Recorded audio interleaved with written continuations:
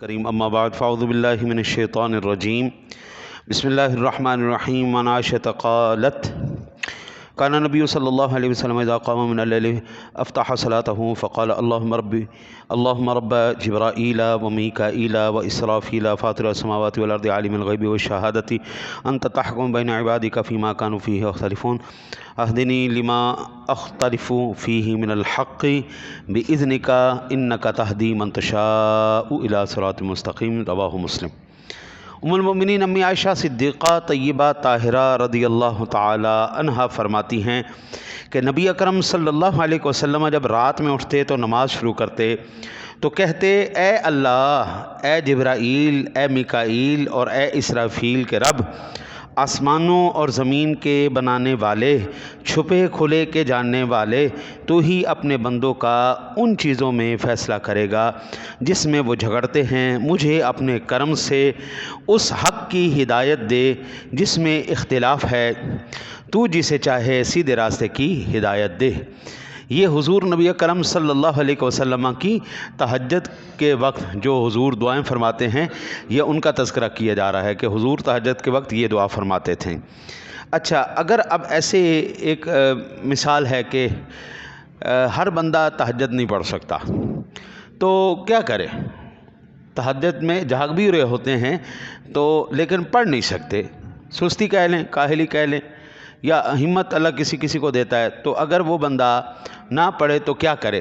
اس کے بارے میں بھی یہ بخاری شریف کی ایک روایت ہے کہ اگر وہ بندہ نہ تہجد کی نماز پڑھتے تو یہ دعا لازمی کر لے، کیونکہ حضور یہ دعا علیحدہ فرماتے تھے، نوافل علیحدہ ادا فرماتے تھے۔ وعن عبادۃ بن صامت قال قال رسول اللہ صلی اللہ علیہ وسلم من تعار من اللیل فقال لا الہ الا اللہ وحدہ لا شریک لہ لہ الملک ولہ الحمد وہو علی کل شیء قدیر وسبحان اللہ والحمد للہ ولا الہ الا اللہ واللہ اکبر ولا حول ولا قوة الا باللہ ثم قال رب اغفر لی او قال ثم دعس تجیب له فإن توضأ وصلى قبلت صلاتہ رواہ البخاری۔ تو یہ دعا پڑھے۔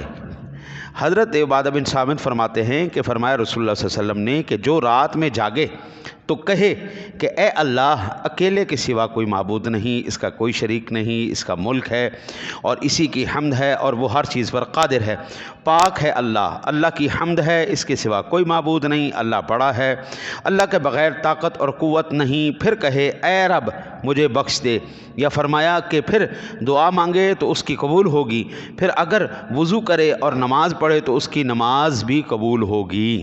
ہاں جی، اگر تہجد نہیں پڑھ سکتا تو یہ دعا کر لے، دعا کرے گا انشاءاللہ تعالی العزیز۔ حضور کیا فرما رہے ہیں؟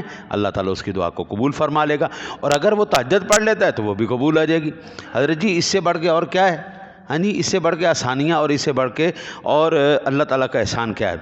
الفصل الثانی، دوسری فصل ہے۔ عن عائشہ رضی اللہ تعالی عنہا قالت کان رسول اللہ صلی اللہ علیہ وسلم اذا استيقظ من اللیل قال لا الہ الا انت سبحانک اللہم وبحمدک استغفرک لذنبی واسألک رحمتک اللہم زدنی علما ولا تزغ قلبی بعد اذ ہدیتنی وہب لی من لدنک رحمتا انک انت الوہاب رواہ ابو داود۔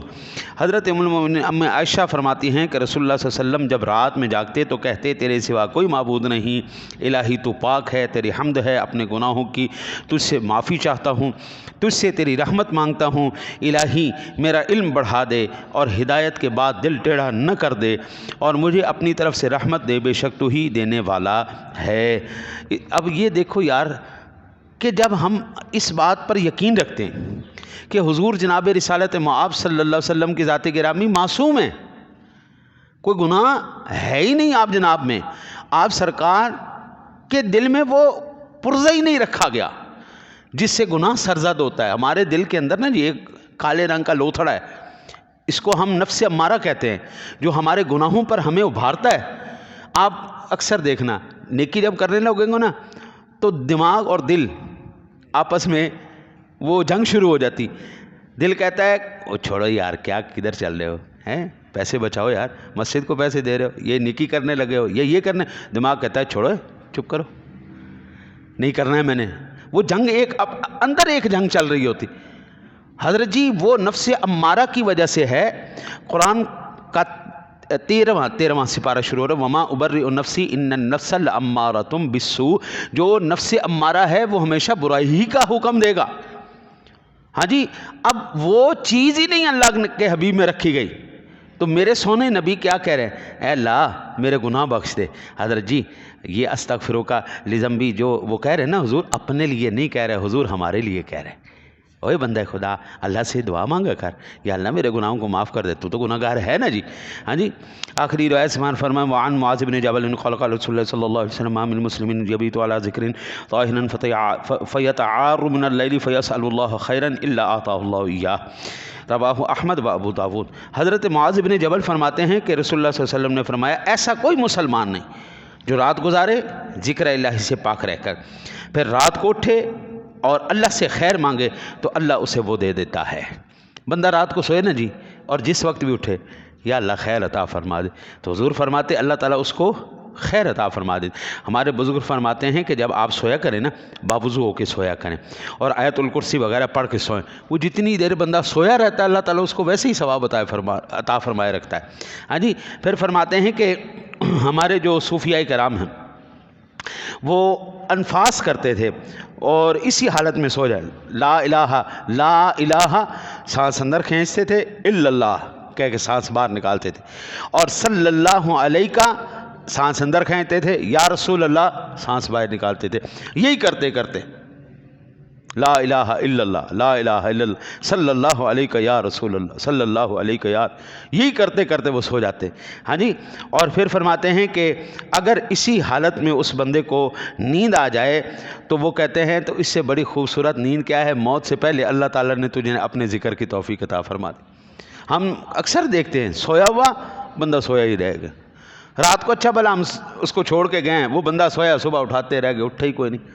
اور اگر یہ آخری ذکر ہو جائے کہ بلا حضرت جی سبحان اللہ، اسے بڑھ کے اور کیا نصیب ہو ہمارے کہ ہم آخری وقت میں رب سونے کا نام اور اس کے حبیب کریم علیہ الصلوۃ والسلام کا نام لے کے اس جہان سے گئے۔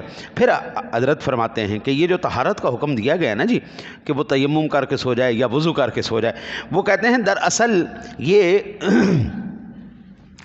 ظاہراً تو ہے ہی ہے اس کا ثواب، اصل میں جو یہ حدیث پاک کا منشا اور مدعا تھا وہ یہ تھا کہ دل سے کینہ اور بغض نکال کے سوئے، دل کو پاک کر کے سوئے، اس کے اندر کسی کا وہ بغض حسد کینہ نہیں۔ یا اللہ جس نے میرے ساتھ کی مولا کی میں نے معاف کیا، مولا کریم اپنے حبیب کا صدقہ میری غلطیاں جو میں نے کسی کا زیادتی کی تو معاف فرما دے۔ ہاں جی، میرے ساتھ کسی نے کی مولا میں نے معاف کیا، اور اگر کسی کے ساتھ مجھ سے ہو گئی تو مولا تو مجھے معاف کر دے۔